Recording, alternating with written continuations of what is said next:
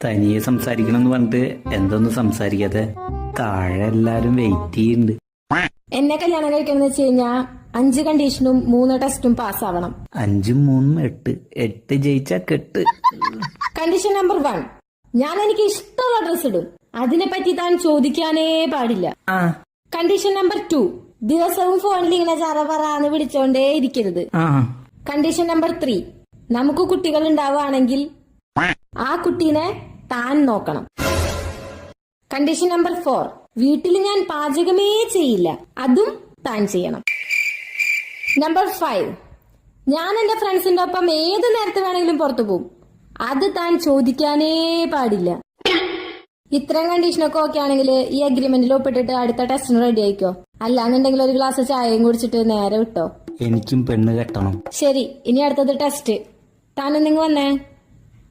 എന്താ തന്റെ പോക്കറ്റിൽ?